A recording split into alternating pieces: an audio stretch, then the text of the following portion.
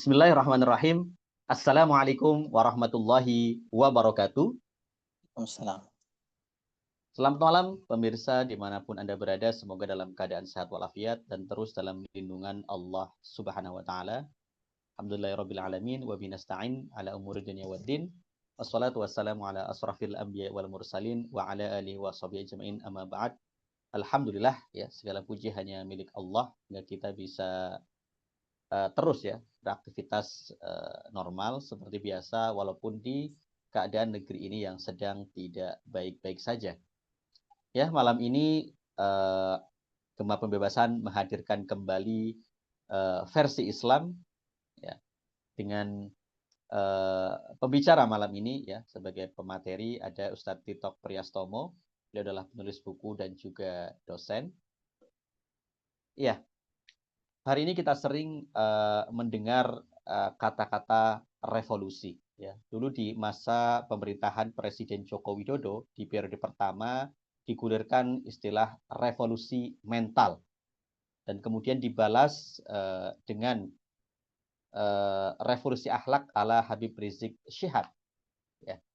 Dan kalau mendengar kata-kata revolusi yang terdengar adalah perubahan yang cepat yang terkadang juga penuh dengan sesuatu yang panas dan bahkan pertumpahan darah. Ya. Kita lihat dulu di masa Eropa di abad ke-18 dan 19 ya muncul istilah revolusi industri atau kemudian revolusi Prancis ya ketika memberikan Louis ke-15 ya. Katakan revolusi itu biasanya berkaitan erat ya dengan kemarahan,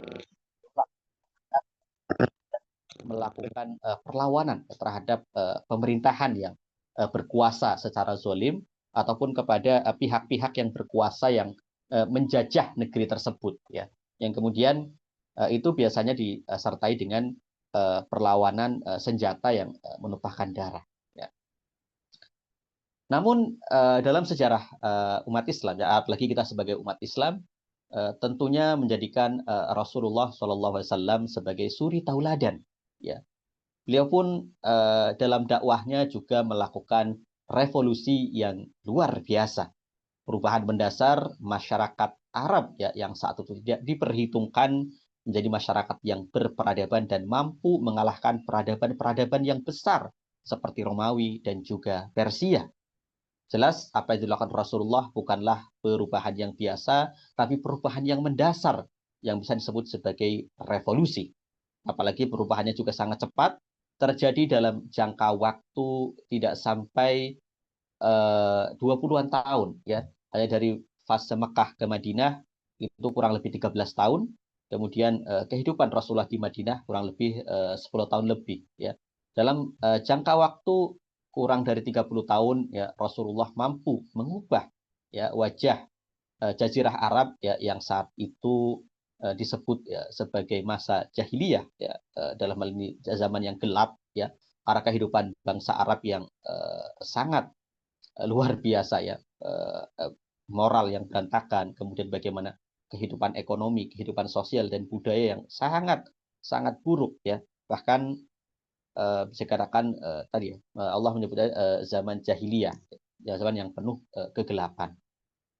Namun Rasulullah melakukan itu semua dengan sangat cepat ya.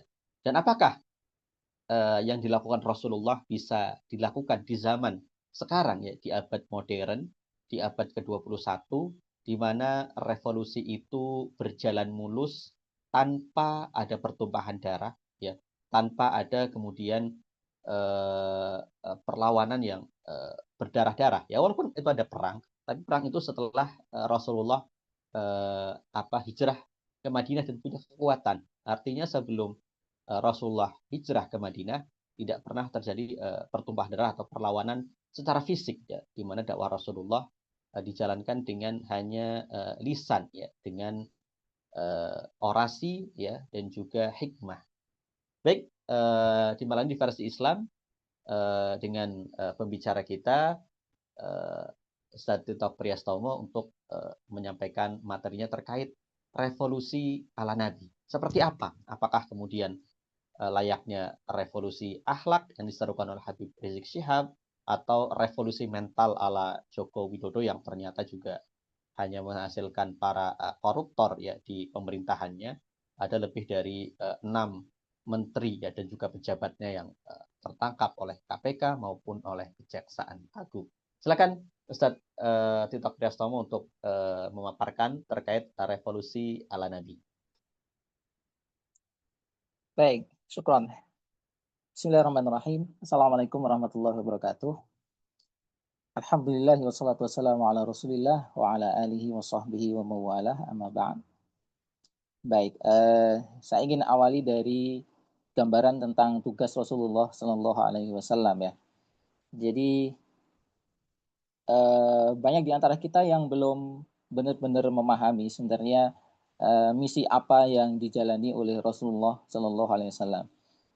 Kalau kita baca Al-Quran dan juga membaca sirah nabawiyah, kita akan melihat bahwa tugas beliau itu sebenarnya sangat berat sekali. Ya, misalnya beliau diperintahkan untuk menyampaikan dakwah tauhid kepada masyarakat di sekeliling beliau. Ya, dan itu bukan sekedar menyampaikan ya. Kalau perintahnya kan yang kita tahu dari surah Al-Maidah ayat ke-67 itu. Allah berfirman, ya ayuhan nabiyyu balligh ma unzila ilaika mir rabbika fa illam taf'al fama ballaghta risalatah.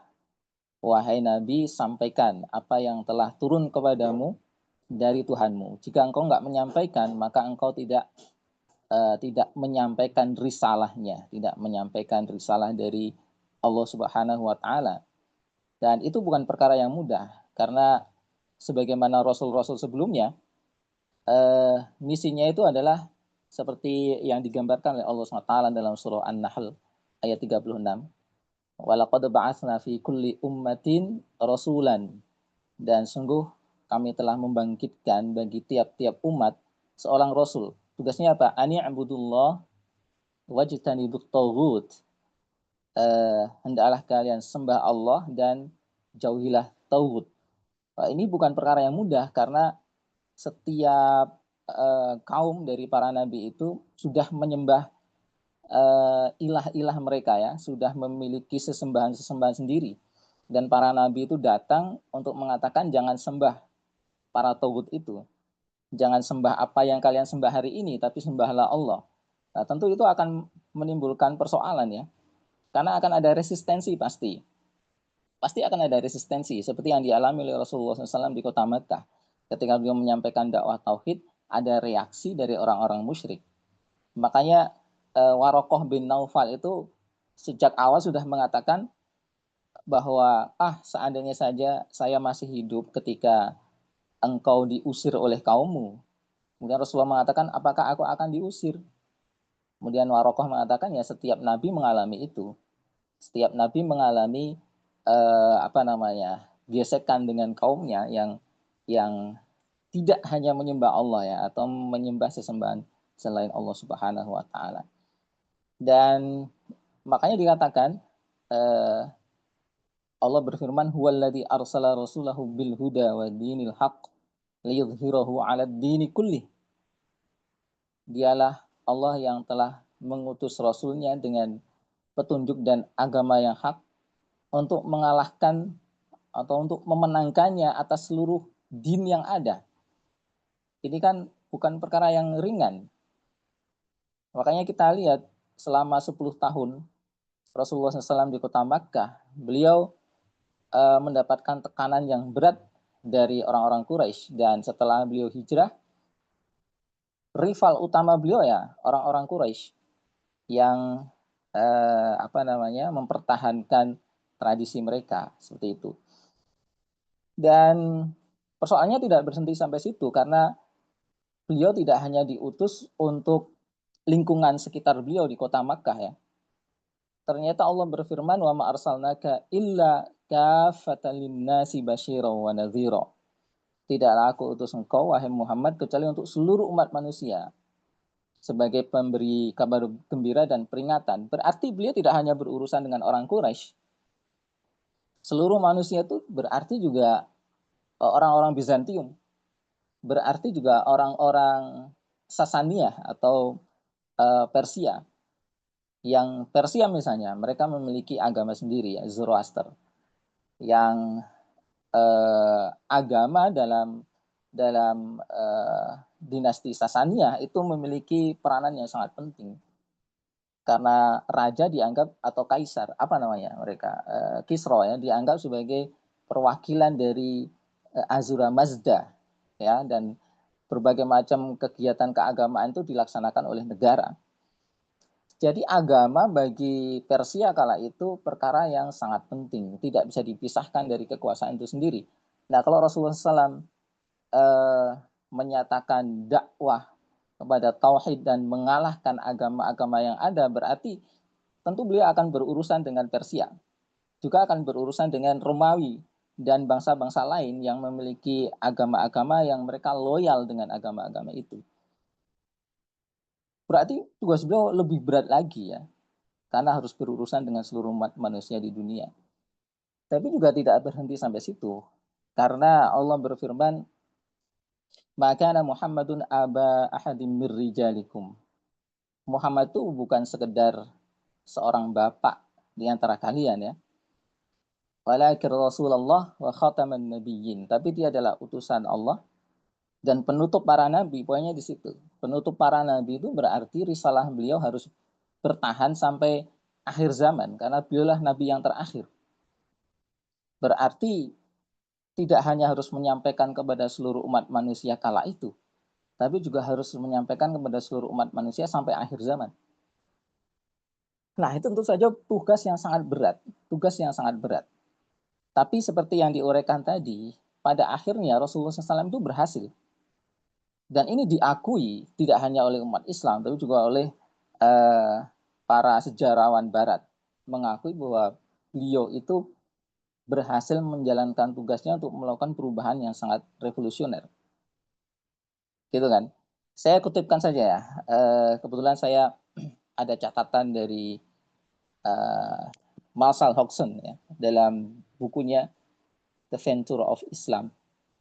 Dia mengatakan segera setelah kepercayaan Islam itu dibangun, kaum muslimin telah berhasil membangkitkan sebuah bentuk masyarakat baru yang seiring dengan berjalannya waktu menghadirkan lembaga-lembaganya sendiri yang khas, seni, sastranya, ilmunya, kesarjanaannya, bentuk-bentuk politik, bentuk-bentuk sosial, juga sistem ibadah dan sistem kepercayaan yang semuanya itu bercorak Islami. Dengan kata lain, Islam yang dibawa oleh Rasulullah SAW itu membawa perubahan yang sangat mendasar bagi kehidupan umat manusia. Dan itu berhasil. Nah, yang menjadi pertanyaan adalah bagaimana Rasulullah SAW bisa melakukan itu. Jadi, sebagai gambaran saja ya, bahwa revolusi yang dilakukan oleh Rasulullah SAW itu sangat fundamental. Seperti disinggung tadi.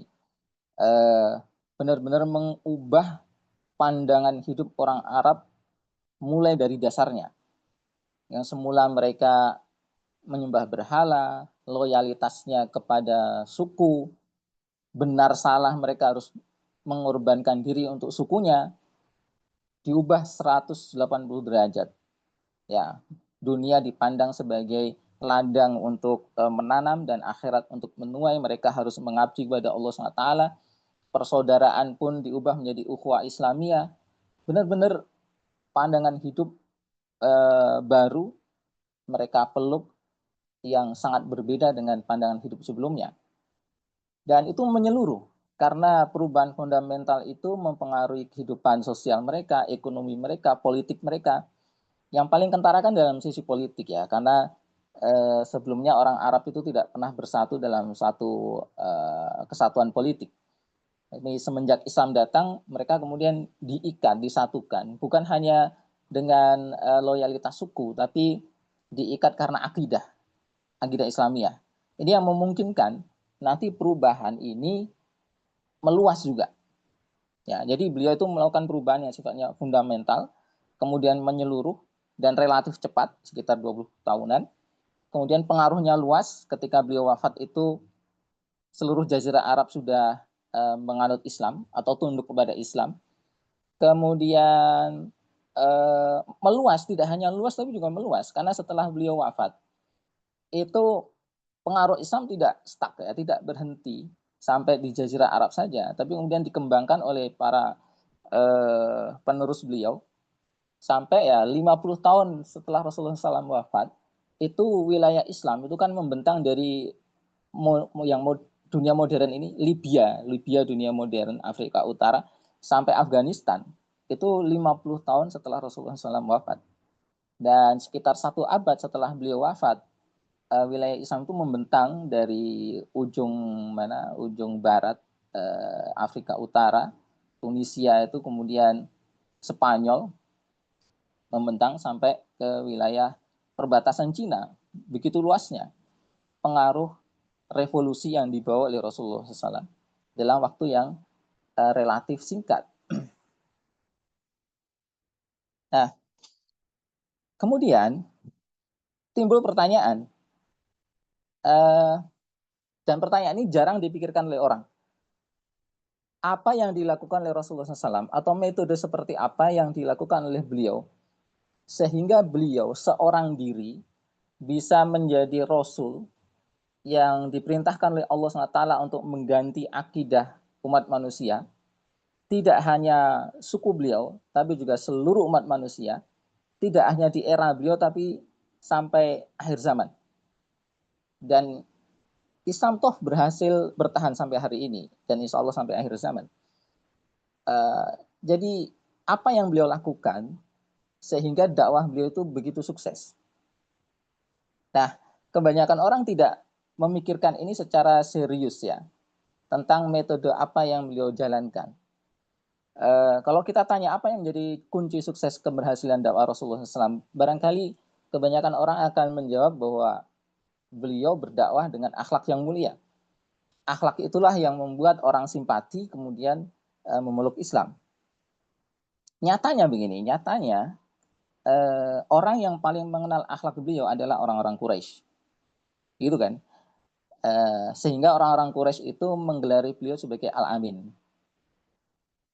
Dan ada kisah kan ketika beliau mengundang seluruh tokoh Quraisy untuk berkumpul di dekat Bukit Sofa ya, yang kemudian beliau berdiri di atas bukit, beliau mengatakan, wahai Bani A, Bani B, Bani C, apa tanggapan kalian jika aku katakan bahwa di balik bukit ini ada satu pasukan berkuda yang akan menyerang kota Makkah? Mereka mengatakan kami percaya.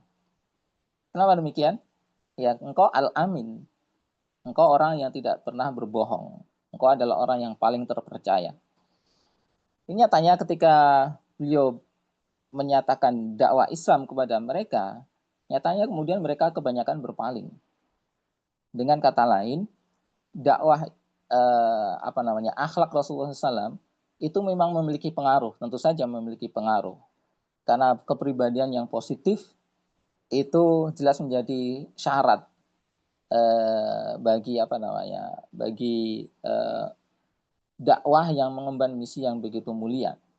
Tidak bisa dibayangkan kalau dakwah yang mulia ini diemban oleh orang yang tidak berakhlak. Tapi nyatanya akhlak itu bukan faktor utama yang membuat orang-orang Quraisy menerima Islam. Mereka yang begitu mengenal akhlak Rasulullah SAW justru menjadi musuh utama dakwah. Selama belasan tahun ada di Makkah, ya beliau dimusuhi oleh orang-orang yang tahu betul tentang kemuliaan akhlak beliau. Dan 8 tahun setelah hijrah, musuh utama dakwah juga orang-orang Quraisy yang sangat mengenal akhlak Rasulullah Shallallahu Alaihi Wasallam. Jadi kalau disebut faktornya adalah akhlak, saya pikir ya itu benar barangkali 10% lah. Ya. Kemudian orang mungkin juga mengatakan berpikir bahwa Rasulullah SAW itu seperti kiai yang berdakwah dengan barangkali membuka pengajian begitu ya, menyampaikan pengajian, menyampaikan pembinaan kepada umat. Dari situ kemudian satu persatu orang-orang memeluk Islam. Tapi apakah seperti itu? Benarkah Rasulullah SAW menaklukkan seluruh Jazirah Arab dengan pengajian? ya, dengan mengundang mereka untuk datang ke kajian-kajian yang beliau selenggarakan. Apakah seperti itu? Kalau kita baca sirah tidak demikian sepertinya. Barangkali juga ada yang mengatakan, oh Rasulullah SAW menggunakan metode dakwah dari rumah ke rumah, door to door. Kalau begitu, berapa rumah yang akan beliau datangi selama selama 20 tahun itu, dan berapa orang pula yang menerima dakwah beliau ketika beliau datang dari rumah ke rumah? Berapa persen yang mau mengimani dakwah yang beliau sampaikan ketika beliau datang dari rumah ke rumah? Dan seberapa jauh efektivitasnya? Saya pikir sulit dibayangkan kalau keberhasilan yang begitu gemilang seluruh jazirah Arab ketika beliau wafat sudah menerima Islam, dan itu dilakukan hanya dengan mendatangi dari rumah ke rumah, sementara alat transportasi dan komunikasi pada saat itu masih sangat jauh dari modern ya. Hanya paling paling cepat ya kuda dan unta, dan alat komunikasi paling canggih ya surat, seperti itu. Nah, maka penting bagi kita untuk bertanya, metode seperti apa sebenarnya yang dijalankan oleh Rasulullah SAW untuk mengemban tugas yang begitu berat itu. Inilah yang disebut dengan pertanyaan tentang thoriqoh sebenarnya, atau metode dakwah Rasulullah SAW. Nah, kalau kita lihat mempelajari sirah Rasulullah SAW, beliau memang diutus sendiri dengan tugas berat itu. Ya, beliaulah yang menjadi Rasul. Tidak ada Rasul yang kedua kala itu. Cuman sejak awal beliau telah berusaha untuk mendakwai keluarga dekat, juga sahabat-sahabat dekat. Kebanyakan orang hanya merasa bahwa dakwah itu adalah menyampaikan Islam, mereka terima selesai. Kebanyakan berpikir seperti itu. Sebenarnya tidak demikian.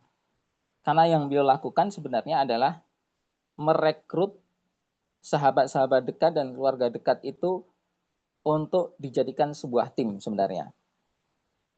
Ya, kurang lebih selama 3 tahun, orang yang direkrut dalam aktivitas ini kurang lebih 40 sampai 50 orang ya. 40 sampai 50 orang. Selama 3 tahun beliau dakwah, merekrut orang satu persatu. Ada juga rekrutan beliau yang merekrut orang lain ya, seperti Abu Bakar yang merekrut beberapa orang, termasuk Utsman bin Affan radhiyallahu an. Selama 3 tahun kurang lebih 40 sampai 50 orang. Terbentuklah tim. Ya. Jadi ini bukan sekedar aktivitas mengislamkan orang selesai. Alhamdulillah kamu Islam, kamu sekarang beribadah, ya, beriman, memeluk akidah Islam dan melaksanakan sholat, selesai. Tidak demikian. Jadi beliau melakukan pembinaan dengan intensif, ya, terkenal dengan aktivitas beliau di rumah Al-Arqam bin Abil Arqam. Itu bukan sekedar pengajian, ya, bukan sekedar kongko-kongko kumpul-kumpul, tapi itu adalah suatu proses pembinaan di mana Rasulullah SAW sebagai pemimpin mereka, pemimpin tim ini, dan sekaligus melakukan penempaan terhadap kepribadian mereka, pemikiran mereka, kesiapan mereka untuk diterjunkan ke dalam dakwah. Seperti itu. Jadi sekalipun beliau itu diutus sendiri, sejatinya pada awal-awal dakwah beliau ingin menduplikasi diri, tentu saja bukan untuk menjadi seorang rasul, tapi menduplikasi pengemban-pengemban dakwah selama 3 tahun pertama. Dan setelah dirasa memiliki cukup banyak pengikut, memiliki cukup banyak muslim dengan kepribadian yang baik, dengan kapasitas yang baik untuk mengemban dakwah, kemudian beliau dakwah secara terang-terangan kepada masyarakat Makkah. Tujuannya apa? Tujuannya untuk mempengaruhi pikiran masyarakat Makkah secara keseluruhan. Makanya beliau melakukan pergulatan pemikiran kan, menyampaikan tentang tauhid, bahwasanya satu-satunya zat yang berhak disembah adalah Allah SWT, dan mereka harus taat kepada Allah SWT. mereka harus takut kepada akhirat. Dengan demikian mereka harus menjalani ibadah, tunduk dan patuh kepada Allah Subhanahu wa taala, sekaligus melakukan kritik terhadap keyakinan orang-orang Quraisy, kritik terhadap kebiasaan hidup mereka seperti riba, kemudian bukan apa namanya mencurangi timbangan dan praktek-praktek kotor yang lain dikritik oleh Islam secara tegas. Artinya ada pergulatan pemikiran dan pergulatan pengaruh yang coba beliau lakukan untuk mempengaruhi pemikiran dan perasaan masyarakat Makkah untuk mendapatkan keperbihakan dari khalayak publik secara kolektif. Itu tujuannya. Dan target utama dari tahap dakwah terjun ke masyarakat Makkah ini sejatinya adalah berusaha untuk mengambil alih pengaruh, ya, menggeser pengaruh yang semula dipegang oleh tokoh-tokoh Quraisy, diambil alih oleh Rasulullah SAW dan para sahabat. Tujuannya adalah menjadikan Makkah itu sebagai masyarakat Islam yang dibentuk oleh akidah dan peraturan-peraturan Islam setelah sebelumnya dibentuk oleh akidah dan peraturan-peraturan jahiliyah. Tujuannya seperti itu. Dan makanya beliau juga mempengaruhi para tokoh-tokoh, ya, yang memegang kendali di Makkah supaya mereka berpihak kepada dakwah. Beliau mencoba mempengaruhi ya kalangan-kalangan kunci. Pernah beliau suatu saat ketika Abu Thalib masih hidup, ya, kebetulan Abu Thalib memanggil beliau untuk bertemu dengan tokoh-tokoh Quraisy, dan tokoh-tokoh Quraisy ini mencoba untuk bernegosiasi dengan Rasulullah SAW supaya beliau tidak lagi menyerang keyakinan mereka, tidak lagi menyerang budaya mereka, politik mereka dan seterusnya. Maka orang-orang Quraisy memberikan tawaran kepada Rasulullah, win-win solution, ya. Apa yang mereka ingin menuruti apa yang diminta oleh Rasulullah SAW, dan mereka juga ingin Rasulullah SAW menuruti apa yang mereka minta. Nah, Rasulullah mengatakan, wahai paman, satu saja yang aku minta dari mereka, satu kalimat saja. Yang kalau mereka mengucapkan satu kalimat ini, maka seluruh bangsa Arab akan tunduk kepada mereka, dan orang-orang non-Arab juga akan tunduk dengan membayar jizyah kepada mereka. Orang Quraisy bertanya, wah, apa itu satu kalimat itu? Hebat banget, satu kalimat aja bisa membuat bangsa-bangsa di dunia tunduk. Dia mengatakan kalimat itu adalah la ilaha illallah. Gitu. Maksudnya apa ini? Maksudnya adalah beliau meminta agar orang-orang Quraisy yang hebat itu, yang sangat berwibawa di tengah-tengah konstelasi politik bangsa Arab, dia ingin kedudukan Quraisy, kekuatan Quraisy itu didedikasikan untuk kalimat la ilaha illallah. Kalau itu mereka lakukan dengan Islam, dengan bendera Islam, dengan kalimat la ilaha illallah, mereka akan menundukkan bangsa-bangsa yang ada. Maksudnya adalah dengan mendakwahkan Islam. Seperti itu. Nah, sayangnya kan orang Quraisy tidak mau, ya. Sayangnya orang Quraisy tidak mau.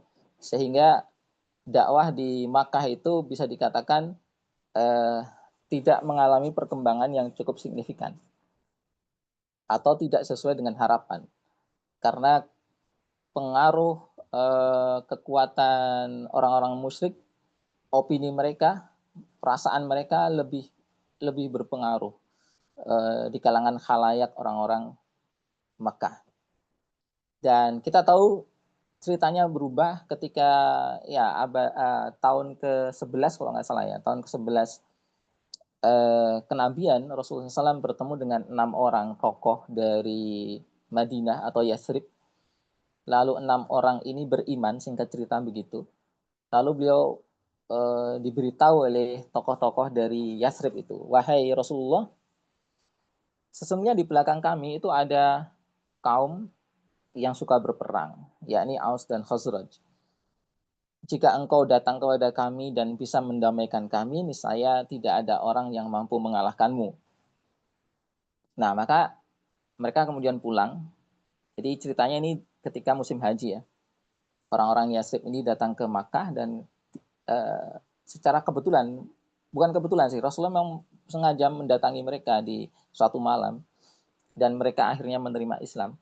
Lalu mereka mengatakan bahwa kami akan pulang dan kami akan menyampaikan ini kepada kaum kami. Kalau kaum kami menerimamu, maka engkau tidak akan ada yang mengalahkan gitu. Maka setahun berikutnya mereka datang dan terjadilah peristiwa yang disebut dengan Bai'ah Aqabah yang pertama. 12 orang itu ya, menyatakan sumpah setia untuk Islam dan berusaha untuk kembali berdakwah di kota Yathrib. Nah, kali ini Rasulullah SAW menyertakan Mus'ab bin Umair radhiyallahu an. Nah, singkat cerita selama setahun eh, tokoh-tokoh Yathrib yang telah memeluk Islam ini berdakwah bersama Mus'ab bin Umair dan perkembangannya sangat signifikan. Beberapa pemimpin kabilah memeluk Islam, juga kabilahnya. Dan setahun berikutnya pada tahun ke-13 kenabian mereka melakukan ibadah haji dan bertemu dengan Rasulullah SAW melakukan bayat Aqabah yang kedua atau bayat perang gitu ya. 72 orang laki-laki, 3 orang perempuan. Nah, itulah peristiwa di mana Rasulullah SAW melakukan deal dengan kaum muslimin dari Yathrib bahwa Rasulullah akan pindah ke kota Yathrib dan akan memimpin di kota Yathrib, akan menerapkan Islam dan akan menggunakan kekuatan di kota itu sebagai kekuatan dakwah Islam. Nah, itulah terjadi peristiwa hijrah. Jadi hijrah ini bukan sekedar lari dari apa namanya dari penderitaan yang ada di kota Makkah, bukan sekedar ingin lepas dari berbagai macam tekanan, siksaan yang ada di kota Makkah. Tapi hijrah sejatinya adalah menjemput suatu eh, apa namanya peluang politik yang telah disediakan oleh orang-orang Yathrib yang akan membawa dakwah pada tahap berikutnya. Jadi ini adalah bagian dari rencana yang sangat penting sekali. Ya, maka dari itu orang-orang Quraisy tidak menghendaki hijrah ini terjadi. Mereka berusaha mencegah kaum muslimin termasuk Rasulullah SAW untuk melakukan hijrah. Tidak heran jika sebelum hijrah orang-orang Quraisy berusaha untuk membunuh Rasulullah SAW. Nah, kita tahu ya peristiwanya malam hijrah itu, malam ketika beliau meninggalkan Makkah, orang-orang Quraisy sudah berencana untuk membunuh beliau. Kenapa demikian? Karena orang-orang Quraisy tidak ingin jika Rasulullah SAW itu keluar Makkah dan membangun basis politik di luar Makkah. Itu akan menjadi masalah bagi mereka. Begitu. Ya, akan menjadi saingan berat mereka dengan akidah baru yang dibawa oleh beliau. Nah, maka dari itu mereka berusaha untuk mencegah itu terjadi. Jadi penting untuk disampaikan kepada umat bahwa hijrah itu bukan lari dari siksaan, bukan menyelamatkan diri, tapi hijrah adalah menjemput tahapan baru dalam dakwah yang disediakan oleh orang-orang Yathrib. Begitu. Dan itu diusahakan dengan langkah yang sangat jitu ya, sangat bagus sekali. Baik di Makkah sendiri maupun di Madinah. Karena di Yathrib, di Madinah, orang-orang juga sudah orang-orang musyrik di sana itu sudah berusaha melakukan langkah politik ya dengan mempersiapkan Abdullah bin Ubay bin Salul untuk menjadi pemimpin. Gitu. Mereka sudah menyiapkan mahkotanya bahkan. Ya, tapi tidak diceritakan secara detail bagaimana rencana orang-orang musyrik di kota Yathrib ini kemudian tidak jadi. Ya kan? Yang jadi pemimpin adalah Rasulullah. Dan Abdullah bin Ubay bin Salul kemudian menjadi tokoh antagonis di Madinah dengan menjadi tokoh munafik yang gembosi pasukan Uhud itu ya 300 orang itu memisahkan diri ketika perjalanan menuju Uhud. Nah, bisa kita lihat di sini Rasulullah Shallallahu Alaihi Wasallam sejatinya ketika beliau melakukan hijrah dari kota Makkah ke Yathrib itu sejatinya beliau sedang melakukan revolusi besar-besaran. Walaupun prosesnya panjang ya, tapi ini adalah babak paling menentukan, titik balik dalam sejarah dakwah beliau ketika di Makkah itu beliau ibaratnya sedang manasin air ya, manasin air, dan meskipun tidak berhasil mendidih di kota Makkah, tapi mendidihnya itu justru di kota Madinah atau Yathrib. Nah, prosesnya kurang lebih 13 tahunan.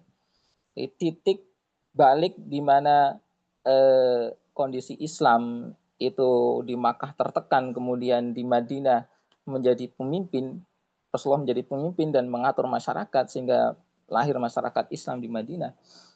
Itu adalah suatu proses yang sifatnya revolusioner ya. Ibaratnya ya ketika situasi sudah kondusif ya, kalau kita ibaratkan air yang mendidih itu sudah sampai 100 derajat Celcius, kemudian terjadi proses mendidih itu di kota Yathrib. Nah, seperti itu. Jadi, kita lihat di sini Rasulullah SAW menjalankan suatu metode yang dipersiapkan dengan betul. Sejak awal beliau menjalankan dakwah, mendakwai keluarga dan sahabat-sahabat dekat, itu ternyata bukan suatu langkah yang random, tapi itu adalah perekrutan. Dan perekrutan itu dilakukan untuk membentuk tim yang solid dalam berdakwah. Kemudian masuk ke tahap berikutnya, yakni mempengaruhi pemikiran dan perasaan masyarakat, termasuk mencari tokoh yang siap mendedikasikan kekuatannya untuk dakwah. Meskipun Makkah tidak berhasil dijadikan titik sentral perubahan itu, kemudian berhasil di kota Yathrib. Nah, itulah revolusi yang paling menentukan. Dari Yathrib inilah kemudian Islam memiliki kekuatan, kemudian sedikit demi sedikit Islam berkembang menjadi kekuatan yang diperhitungkan. Singkat kata, sebagai penutup, akhirnya pada tahun ke-8 setelah hijrah, orang-orang Quraisy itu melanggar perjanjian Hudaibiyah. Ya, ceritanya panjang ya. Yang jelas ada perjanjian Hudaibiyah. Kemudian pada tahun ke-8 hijrah, mereka melanggar perjanjian Hudaibiyah. Dan itu dimanfaatkan oleh Rasulullah SAW untuk menggalang kekuatan umat Islam yang sudah cukup besar. Dan secara sigap, senyap, beliau mendatangi kota Makkah dengan kekuatan 10.000 orang. Dan masuk kota Mekah dengan tanpa perlawanan yang berarti, 10.000 orang itu. Hari itu pula Rasulullah memberikan ampunan kepada seluruh orang Quraisy, kecuali beberapa gelintir orang, 6 orang kalau nggak salah. Mereka yang tidak diampuni, tapi akhirnya beberapa orang diampuni lagi. Nah, Rasulullah memberikan amnesti umum kepada mereka, dan akhirnya pada hari itu pula, pada momen-momen inilah orang-orang Quraisy masuk Islam. Jadi mereka yang kenal betul dengan akhlak beliau, kemudian kenyang dengan dakwah beliau selama 13 tahun, dan melakukan peperangan dengan beliau melalui perang Badar, perang Uhud, perang Khandaq, Hudaibiyah, dan seterusnya. Akhirnya masuk Islam dalam satu momen saja. Ketika kekuasaan mereka diruntuhkan, ketika arogansi mereka dirobohkan, akhirnya mereka berbondong-bondong masuk Islam. Nah, itu pula yang terjadi pada suku-suku yang lain. Hingga Allah SWT berfirman, "Idza jaa nasrullahi wal fath, fara'aitan nasa yadkhuluna fi dinillahi afwaja." Nah, dari sini tergambar sebenarnya alur bagaimana kemenangan Islam dan revolusi Islam di Jazirah Arab itu terjadi.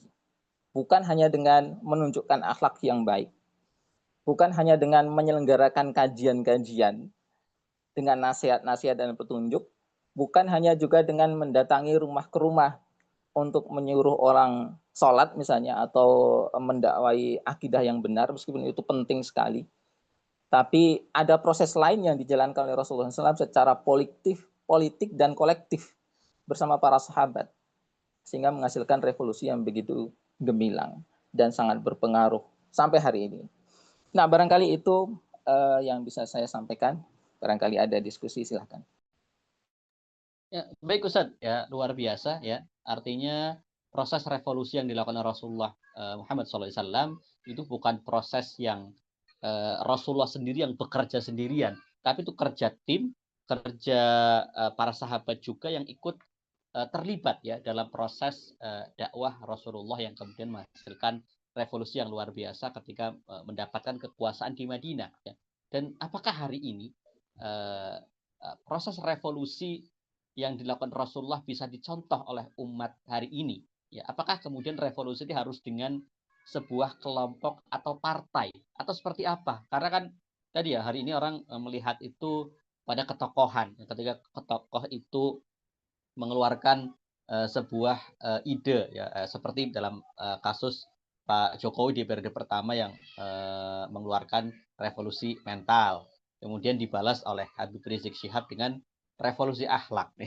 Apakah revolusi apa yang Pati contohlah Rasulullah itu harus dalam bentuk sebuah kelompok partai atau kelompok dakwah atau seperti apa? Karena kalau melihat tadi penjelasan saya TikTok ya artinya tidak serta merta selama 13 tahun itu Rasulullah bekerja sendiri, tapi kerja tim ya dengan penempatan-penempatan dan posisi yang luar biasa seperti pengiriman duta dakwah ke Yastrib ya beliau memilih Mus'ab bin Umair dan ternyata berhasil karena memang sangat pas posisi Mus'ab bin Umair ketika mendakwahkan Islam ke Yastrib. Silakan Ustaz Tito. Ya, kalau kita mau mencontoh Rasulullah SAW secara proporsional ya. Jadi para ulama itu begitu mendetil menggambarkan beliau ya tentang sifat fisik beliau, tentang sifat makan beliau, sifat jalan beliau bahkan, senyum beliau bahkan. Seperti yang tergambar dalam kitab Asy-Syama'il Al-Muhammadiyah karya Imam At-Tirmidzi itu. Yang barangkali perlu untuk ditambah adalah kajian tentang tadi itu bagaimana sunnah yang beliau contohkan tentang proses perubahan yang begitu fenomenal ya, yang sangat berpengaruh bahkan sampai hari ini. Itu yang kadang luput sehingga kita belum banyak mengenal suatu studi kajian yang sangat serius tentang bagaimana mencontoh, meneladani beliau dan para sahabat dalam menggulirkan suatu proses perubahan. Gitu. Nah, walaupun akhir-akhir ini ada ya, di era sekarang ya, saya Dr. Rowas Al-Ahdi yang menulis kitab Qiraah Siyasiyah li Siratin Nabawiyah, pembacaan politik terhadap sirah Nabi. Juga Syekh Taqiyuddin An-Nabhani dalam kitab Ad-Daulah Al-Islamiyah. Yang itu menunjukkan, kalau kita baca dengan detail, menunjukkan bahwa beliau menjalani itu dengan kerja jamaah. Ya, kerja jamaah. Dan hasil yang beliau kehendaki itu bukan sekedar hasil individual. Satu persatu orang masuk Islam, bukan sekedar itu. Memang itu beliau lakukan, perekrutan satu persatu itu. Tapi kalau kita lihat target dakwah periode terbuka ya, target yang beliau inginkan adalah perubahan yang sifatnya sosial. Secara kolektif dan kualitatif terjadi perubahan mindset ya, pola pikir masyarakat, acuan berpikir masyarakat, standar masyarakat, keyakinan-keyakinan yang dipegang oleh masyarakat itu beliau kehendaki berubah. Yang nanti tercermin dalam pandangan umum masyarakat. Ya, pandangan umum masyarakat itu ya sesuatu yang membuat mereka bergerak, sesuatu yang membuat mereka marah, sesuatu yang membuat mereka ridho secara kolektif. Itu adalah pandangan-pandangan masyarakat. Beliau ingin agar pandangan-pandangan masyarakat itu didasarkan pada Islam melalui dakwah yang beliau gulirkan di tengah masyarakat. Nah, itu terjadi di kota Madinah. Seperti itu. Di kota Makkah sayangnya tidak terjadi. Nah, hari ini harusnya itu juga kita lakukan dengan dakwah kolektif. Ada institusi politik di tengah-tengah umat berupa jamaah yang berusaha untuk tadi mengubah pandangan-pandangan masyarakat, standar-standar yang mereka gunakan, keyakinan-keyakinan yang mereka peluk. Itu bukan suatu proyek yang bisa dijalani oleh 1-2 orang, tapi harus dijalani oleh banyak orang secara terkoordinir, secara terpimpin dengan program-program yang rapi. Begitu. Itu kalau kita mau benar-benar mencontoh Rasulullah Shallallahu Alaihi Wasallam.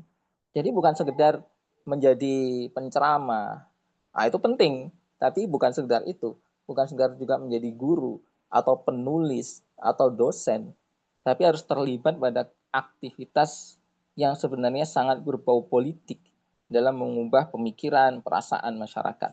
Demikian, wallahu alam. Ya, baik Ustaz.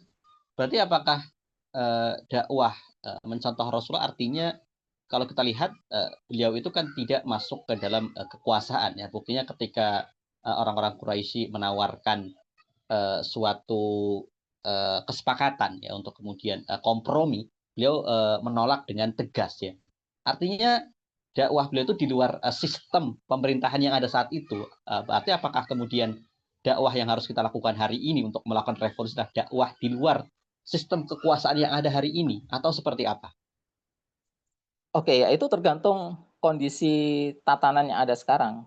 Nah, pemahaman terhadap status kondisi tatanan yang ada sekarang itu penting banget. Sama seperti kalau kita mendakwai orang ya, kan ada orang orang itu ada orang Islam, ada orang yang belum Islam.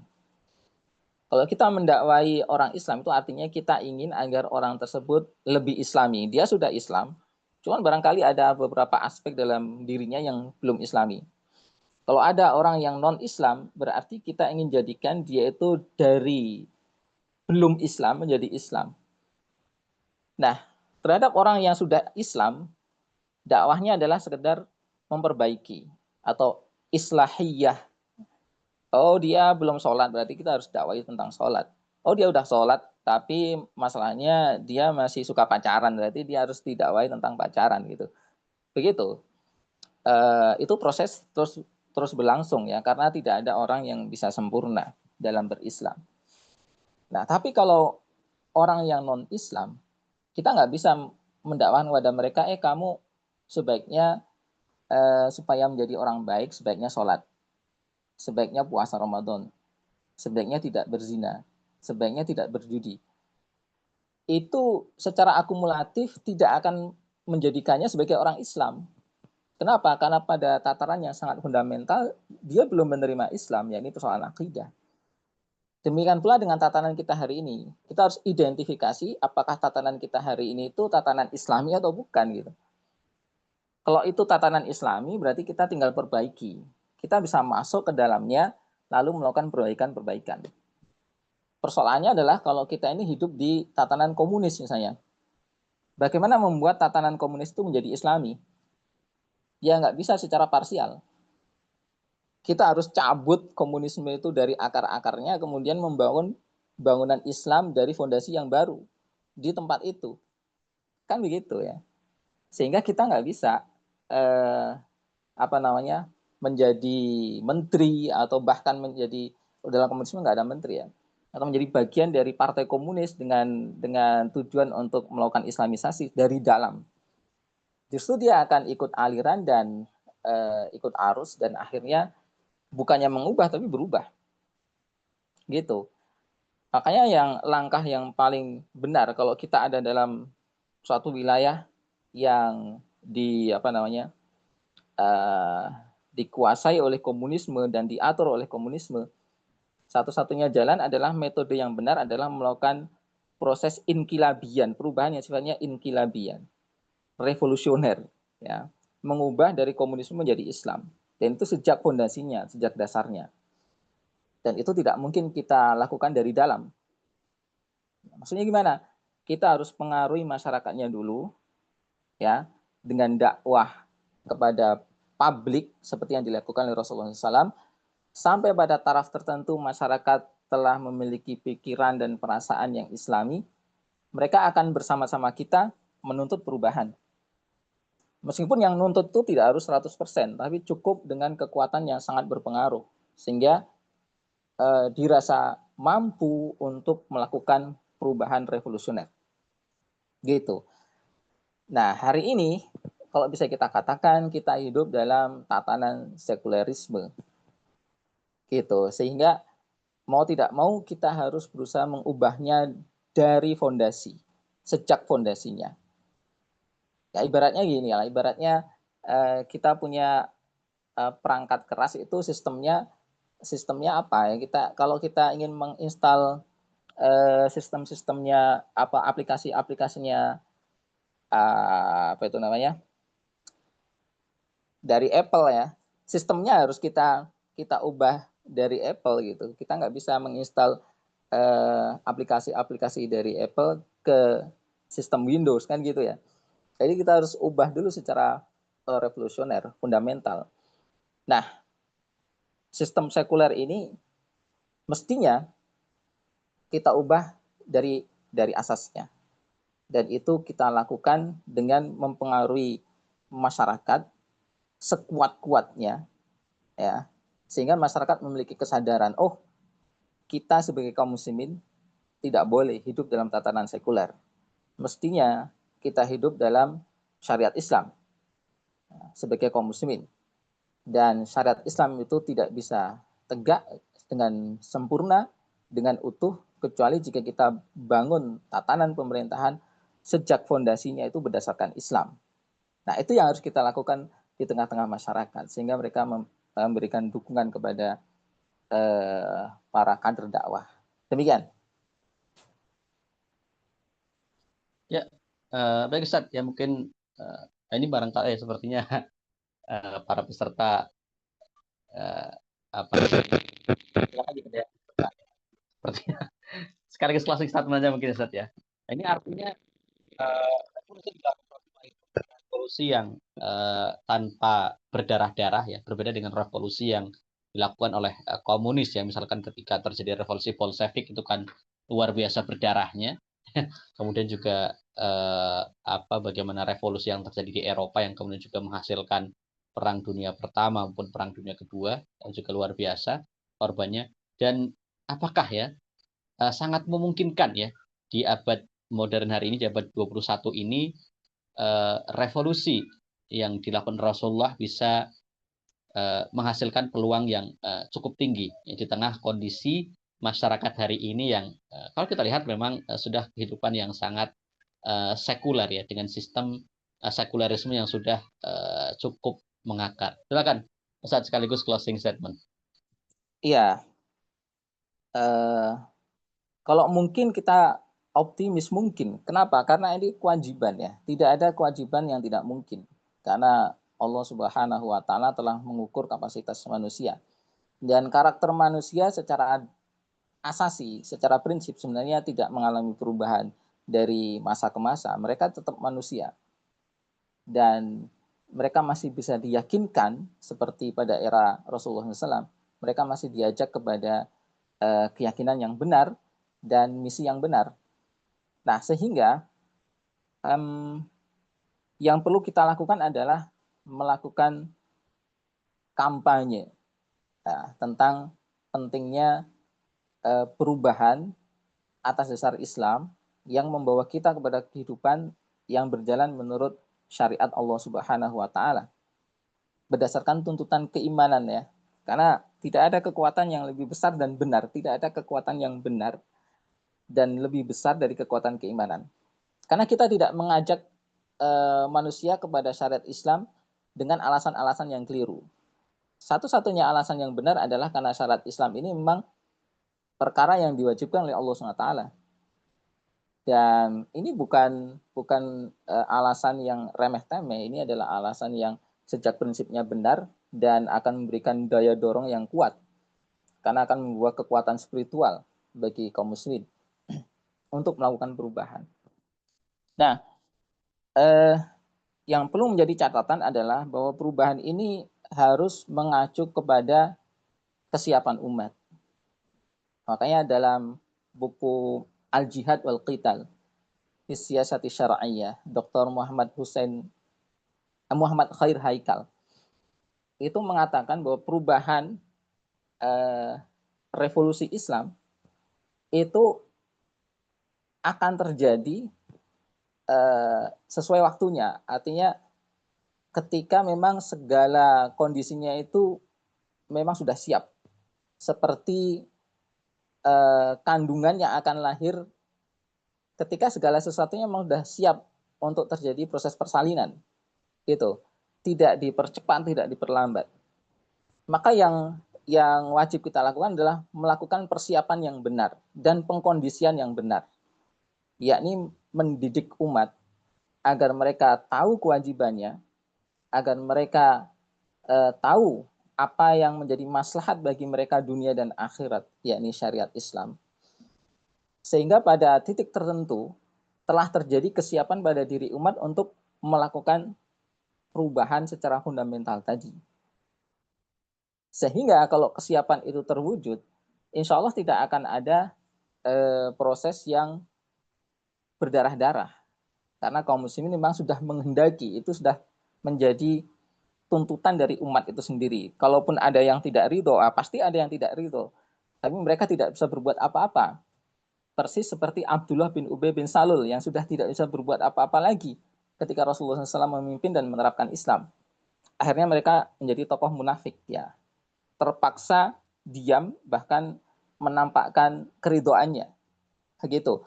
Nah, itu yang kita cita-citakan dan kita inginkan. Mudah-mudahan Allah Subhanahu wa taala menjadikan kita sebagai bagian dari orang-orang yang berjuang dan memberikan kemudahan kepada kita untuk mewujudkan revolusi, mencontoh apa yang dilakukan oleh Rasulullah SAW dengan revolusi yang tidak berdarah-darah, membawa kita kepada kehidupan yang sepenuhnya Islami. Demikian yang bisa saya sampaikan. Mohon maaf jika ada kekurangan, kesalahan.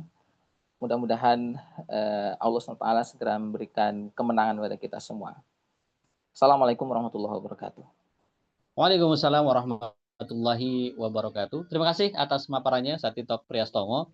Ya, memang tidak ada pilihan lain ya bagi kita sebagai umat Islam selain mencontoh ya Rasulullah dalam segala kehidupan kita dan juga perjuangannya dalam kemudian melakukan revolusi untuk mengubah masyarakat ya dari jahiliyah menjadi masyarakat Islam. Itulah hari ini ketika sekulerisme yang berkuasa, maka kita mencontoh bagaimana Rasulullah mengubah itu dengan mengubah sekulerisme menjadi Islam. Ya.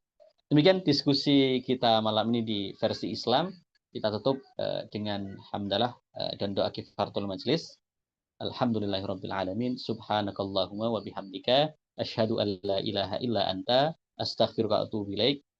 Terima kasih atas waktunya Satito Priyastomo. Assalamualaikum warahmatullahi wabarakatuh.